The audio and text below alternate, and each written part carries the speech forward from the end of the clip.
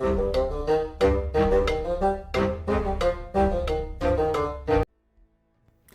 and welcome to the Critically Curious. I'm Monk, and today we are in Age of Wonders 4, and today's video is a tips video.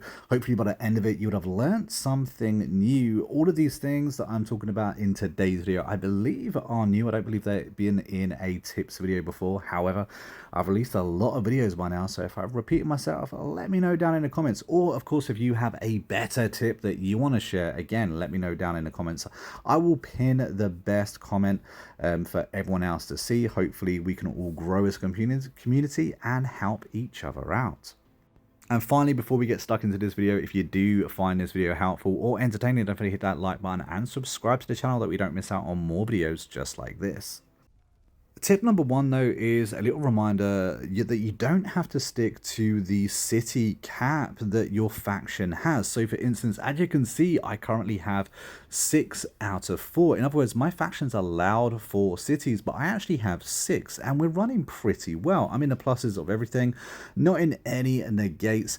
You do get a slight debuff, and there are absolutely nerfs to going over your city limit, but you can change your city limit. Don't be afraid of going over it, because this game is designed for you to do whatever you want. You know, if you want to go over.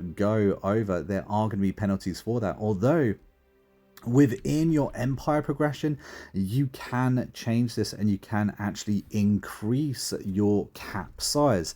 Now, it's in your regular abilities right here. It does cost Imperium. As you can see, I've already used this once. It's going to cost me 500 Imperium for the next one and 800 Imperium for the one after that. Tip number 2 is, did you know that your heroes can actually stack? Yes, that's right. Your heroes don't have to lead an army into battle. No. They can actually accompany your ruler into battle, and you can actually make up an entire army made up of just heroes. Now, it does cost money to do so, but tip number 3 is, did you know you can actually go over your cap limit? In other words, you can have as many heroes as you want in this game. It does cost you money. Again, there is a penalty, and the more heroes you hire, the more expensive they are going to get. It can get up into the thousands depending on how much you just go over this cap. However, guys, like I said, this game is designed for you to play the way you want. So just because the game says you're at your cap, don't be afraid to go over it. In fact, within this playthrough I'm showing you right now, I believe I have 14 heroes, which is absolutely insane, and I'm still in the plus when it comes to my money. Now, every single hero you have does cost you 40 gold to upkeep. As you can see, I have a ridiculous, in fact, it's 12. I have 12 heroes. It did cost me a lot of money in order to get this. I'm not going to lie, we are talking about 10 to 13,000. But hey, heroes are so worth having. Tip number 4 is use your scouts. In fact, set your scouts to auto scout for you, so that way you don't have to do it yourself. As you can see, I just hit down on my D-pad, went over to auto scout, and now I don't have to worry about my scouts. They will map out everything that they can reach. Scouts are very, very useful. Utilize them early games and you'll actually be able to see what's around you.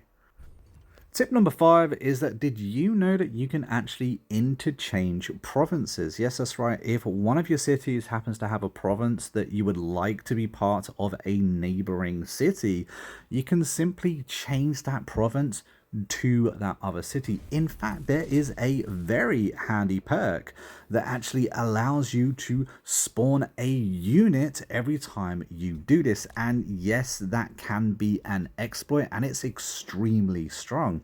It's within the nature tree, and every single time you gain a new province, including transferring ownership of a province, you will gain a brand new extra troop. It will be an animal unit, and it solely depends on the type of province you are gaining, but you can gain anything from tier 1 to tier 3 troops using this way.